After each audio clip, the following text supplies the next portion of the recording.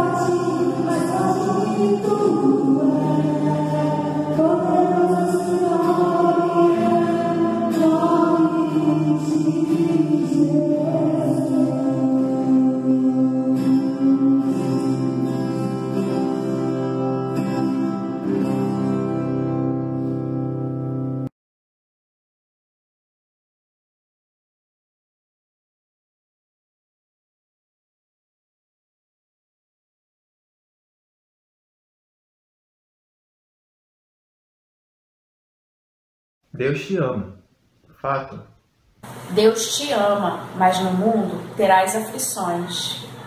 Sim, no mundo terás aflições, dores, sofrimentos. No mundo teremos aflições, frustrações, decepções, desemprego, morte, câncer, cegueira, depressão. No mundo terás diabetes, dívidas, retrocesso, abandono, erro, ausência, divórcio, falência. No mundo terás perigo, guerra, espada, esterilidade, prisão. No mundo terás crises, problemas, saudade, solidão. Porque os velozes nem sempre vencem a corrida. Os valentes nem sempre triunfam na guerra. Os sábios nem sempre têm comida. A riqueza nem é sempre dos prudentes. E a honra nem sempre é dos inteligentes. Porque o tempo e a sorte pertencem a todos, e no silêncio, na solidão, você desconfia. Aí, você duvida, porque Deus te ama, mas não prometeu te privar de tudo isso. Porque nem mesmo ao próprio Filho poupou. E Jesus sabe que ia passar aflições. Getsemane, Jesus orou em grande agonia, e nem por uma hora seus discípulos puderam lhe fazer companhia. Na flagelação, sua pele foi dilacerada, e com uma coroa de espinhos sobre sua cabeça foi coroada. E sobre suas vestes lançaram sorte. E sobre seus ombros ele carregou o instrumento de sua própria morte. Seu corpo em chagas foi moído como um vaso nas mãos de um oleiro. E assim Jesus foi erguido, pregado, crucificado no vil madeiro. O ar entrava em seus pulmões, mas não saía. Jesus estava sendo envolvido pela iminente asfixia. Ele enfrentou as dores, o martírio, a humilhação, o pecado de toda a humanidade, todos os seus desgastes. E como um filho, ele clamou: meu Deus, por que me desamparastes? Morrendo assim, de maneira atroz, Jesus entregou ao Pai o seu Espírito, cumprindo a obra de morrer por todos nós. Apenas um grande amor é capaz de uma grande entrega. Você não passa por nada sozinho. Você não enfrenta nada sozinho. Deus não prometeu a ausência de sofrimento, mas Ele prometeu sua própria presença todos os dias. Olhe para a cruz, veja o Jesus por você. Olhe de novo e a cruz está vazia. Olhe para o sepulcro e veja o corpo de Jesus ali. Olhe novamente e o túmulo está vazio, porque ele ressuscitou. Olhe para o céu e veja Jesus, assentado à direita de Deus. Olhe de novo e em breve não estará mais lá, porque ele descerá para buscar você. Filho amado, igreja amada, foi, é e sempre será por você. Tudo para que você tenha vida, qualidade de vida e vida em abundância. Tudo isso porque Deus te ama, você pode confiar no amor que Ele sente por você.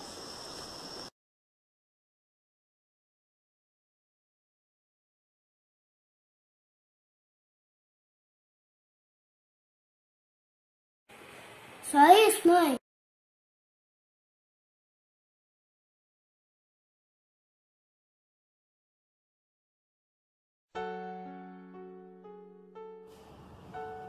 Vamos, meus irmãos, refletir na palavra do Senhor. E como nós estamos nos aproximando da Páscoa, então nós vamos pensar um pouquinho sobre o tema Revelações da Cruz. Eu quero que os irmãos acompanhem aí a leitura de Hebreus capítulo 12, versículo de número 2, que diz assim: olhando para Jesus, autor e consumador da fé, o qual, pelo gozo que lhe estava proposto, suportou a cruz, desprezando a afronta, e assentou-se à destra de Deus. Então, meus irmãos, está escrito aí, dentre outras coisas, que Jesus suportou a cruz. E o texto em si, meus irmãos, já traz alguns motivos pelos quais Jesus suportou a cruz. Diz aí, por exemplo, que pelo gozo que lhe estava proposto é que ele suportou a cruz, desprezando a afronta. Mas eu quero pensar, meus irmãos, tomando por base esse texto, mas também olhando para alguns outros trechos das Sagradas Escrituras, em algumas outras razões pelas quais Jesus suportou a cruz. O que a cruz, ou o fato de Cristo ter suportado a cruz, nos revela? Vamos ver algumas coisas. A primeira coisa, meus irmãos, que a cruz, ou o fato de Cristo ter suportado a cruz nos revela, é o amor de Deus por nós, mesmo sendo nós pecadores. Não é assim, meus irmãos, que diz a palavra de Deus? Não é assim que nós lemos lá em Romanos capítulo 5, versículo 8, que Deus prova o seu amor para conosco, em que Cristo morreu por nós, sendo nós ainda pecadores. Então veja o que nós temos aí nesse texto.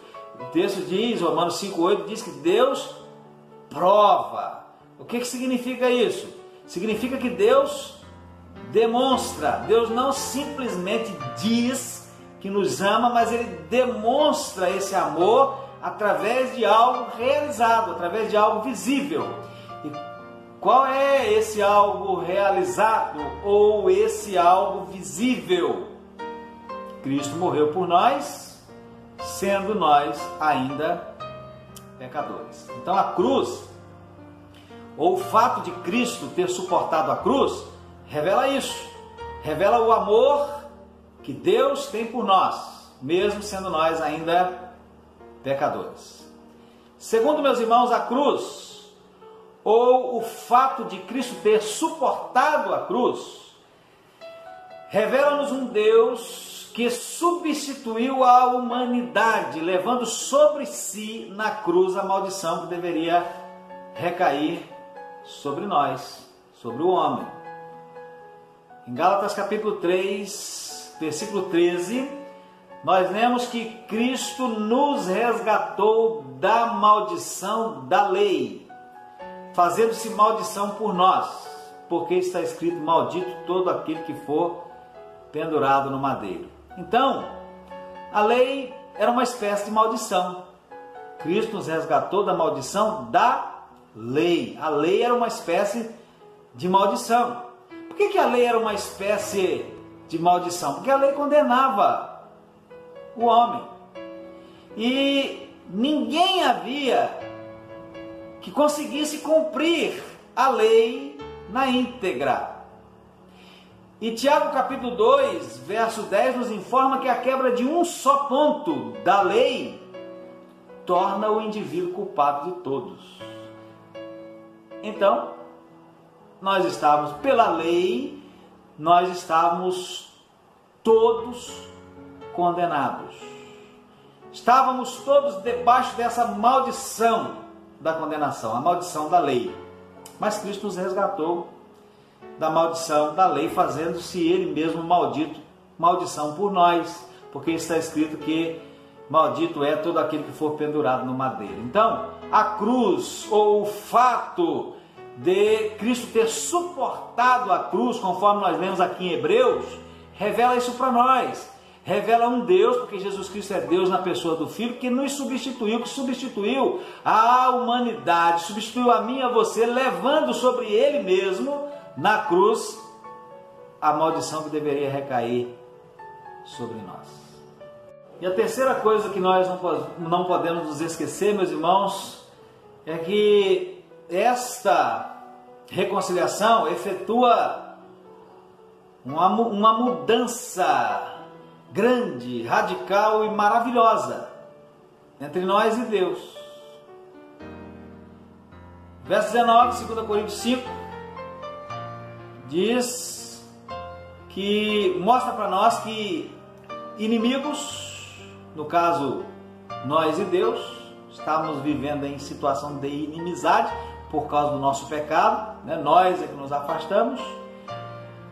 Agora fazem as pazes por meio de Cristo. Fomos reconciliados por meio de Cristo. Que mudança, né? Nós estávamos separados, vivendo em inimizade com Deus, mas agora nós somos amigos de Deus. Fizemos as pazes com Deus. Então que mudança maravilhosa. E a quarta coisa, meus irmãos, da qual nós não podemos nos esquecer, é acerca do meio eficaz e único da reconciliação, dessa reconciliação. É a morte de Cristo, esse meio eficaz e único. Em Romanos capítulo 3, meus irmãos, versos 23 a 25, diz para nós que todos pecaram e destituídos ou separados estão da glória de Deus, sendo, diz o verso 24, justificados gratuitamente pela sua graça, pela redenção que há em Cristo Jesus, ao qual Deus propôs para a propiciação pela fé no seu sangue, para demonstrar a sua justiça pela remissão dos pecados dantes cometidos, sob a paciência de Deus. No verso 24, meus irmãos, onde fala redenção, onde nós temos aí o texto redenção, o significado é a compra de um escravo para dar-lhe liberdade. Então Deus, em Cristo, Ele nos redimiu, ou seja, Ele nos comprou. Éramos escravos do pecado, mas Ele nos comprou para nos dar liberdade. Agora nós vivemos na liberdade dos filhos de Deus. No verso 25, onde fala o termo propiciação, meus irmãos, isso significa que através da morte de Cristo, Deus remove o nosso pecado, limpa a nossa consciência e elimina a nossa culpa diante de Deus. E tudo isso Ele fez por meio da morte do Senhor Jesus, o meio único e eficaz desta reconciliação. Então, meus irmãos, a cruz, ou o fato de Cristo ter suportado a cruz, revela isso. Revela um Deus que quer reconciliar consigo mesmo uma humanidade rebelde, uma humanidade perversa, uma humanidade pecadora. E essas quatro coisas nós não podemos esquecer acerca dessa reconciliação. Primeiro, que a reconciliação é um ato de Deus, não é um ato nosso, é um ato de Deus. O objetivo da reconciliação é o homem, somos nós. A reconciliação muda a situação entre nós e Deus, e o meio de Deus realizar esta reconciliação, meio único e eficaz, foi e continua sendo a morte do Senhor Jesus.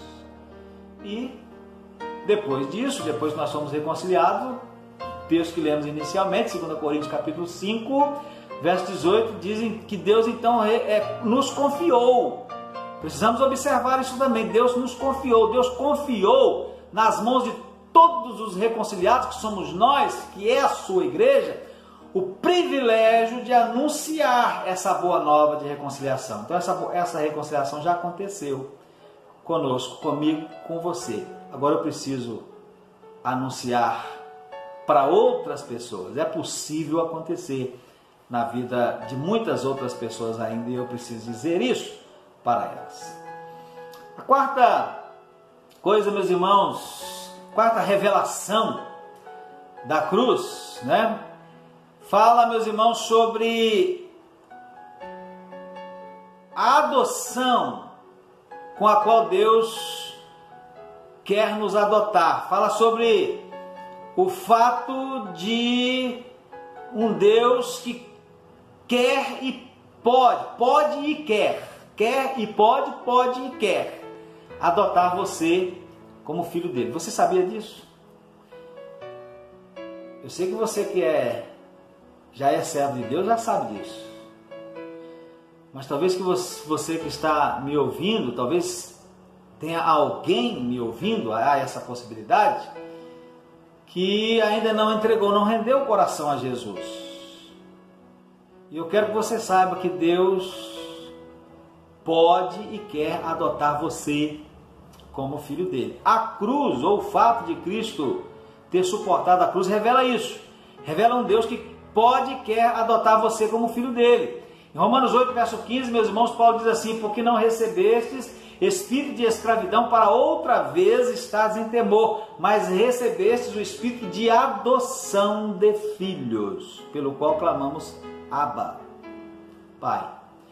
Em Gálatas 4, versos 4 a 6, nós vemos que, vindo a plenitude dos tempos, Deus enviou o seu Filho, nascido de mulher, nascido debaixo da lei, para remir os que estavam debaixo da lei, a fim de recebermos a adoção de filhos. E porque somos filhos, Deus enviou aos nossos corações o seu Filho, Jesus, que clama Abba, Pai, ou o Espírito do seu Filho, Jesus, que clama Abba, Pai. Então Deus pode e quer nos adotar, quer adotar você como filho dele. E adotar, meus irmãos, significa outorgar a posição, outorgar o direito, o privilégio, a honra de filho, no caso, filho de Deus. Outorgar filiação significa pôr na posição de filho, no caso, filho de Deus. Adotar para dentro da família de Deus os homens que já foram feitos filhos de Deus. E isto implica, meus irmãos, em uma enormidade de bênçãos grandiosas. Uma delas é a libertação da escravidão da lei. Nós já nos referimos a isso aqui. Outra bênção é o recebimento do penhor da herança, que é o próprio Espírito Santo, uma garantia de que a herança que está reservada para nós será finalmente nossa. O testemunho do Espírito é outra bênção, bênção da segurança. O Espírito de Deus, ele testifica ao nosso espírito que nós somos filhos de Deus. A bênção da comunhão com o Pai. E no futuro, meus irmãos, após a glorificação do corpo, a bênção de ser plenamente manifestado como filho de Deus, como nós lemos em Romanos capítulo 8, verso 19.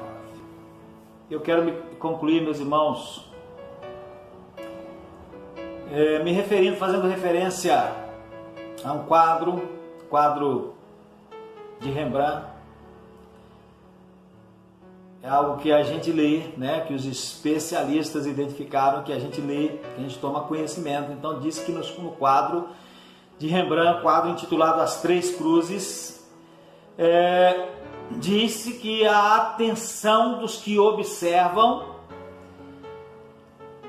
aqueles que têm capacidade de observar de forma mais detalhada uma obra de arte, ela é atraída para três direções. Primeiro, a atenção é atraída para a cruz na qual o Senhor morreu. Em segundo lugar, a atenção é atraída para a multidão que está ali e as diversas expressões faciais e atitudes das pessoas que estão naquela multidão, que estão envolvidas na crucificação. E em terceiro, meus irmãos, a atenção é atraída para uma figura que está quase escondida entre as sombras. E quanto a essa última figura, alguns entendidos da arte, alguns críticos da arte dizem que esta é a representação do próprio Rembrandt. Ali ele estava representando a ele mesmo, que se colocou ali por reconhecer que por causa dos seus pecados, ele também ajudou a pregar Jesus na cruz. cruz. Então ele se colocou também em meio àquela multidão que estava envolvida naquele ato de crucificação. Então, meus irmãos, quando nós nos lembrarmos da cruz, e agora nós estamos em tempo de nos lembrar da cruz, e quando então nós nos lembrarmos, quando você se lembrar da cruz, lembre-se de que Jesus morreu ali pelos seus pecados. E que, portanto, você também é culpado pela crucificação de Jesus. Mas lembre-se também de que, estando lá na cruz, Jesus fez uma oração ao Pai. E a oração foi: Pai, perdoa-lhes, porque eles não sabem o que fazem. Isso também inclui você, inclui a mim, inclui não só aquelas pessoas que estavam lá, inclui você, inclui a mim. Quando você se lembrar da cruz, lembre-se de que Deus o ama, mesmo sendo você um pecador. Quando você se lembrar da cruz, lembre-se que Deus em Jesus, porque o ama, levou sobre si, sobre Ele mesmo, a maldição que deveria cair sobre você. Quando você se lembrar da cruz, lembre-se de que porque Deus o ama, Deus quer reconciliar você com Ele. Quando você se lembrar da cruz, lembre-se de que Deus, porque o ama, quer tornar você um filho dele. E diante de tudo isso, qual será a resposta que você vai dar a Deus? Você pode simplesmente terminar de ouvir esta mensagem, esta reflexão, e virar as costas e ir embora. Talvez de repente, até considerando ela foi uma reflexão não muito boa, ou foi uma mensagem mais ou menos, ou foi uma mensagem boa. De repente tem alguém que até vai achar uma mensagem excelente.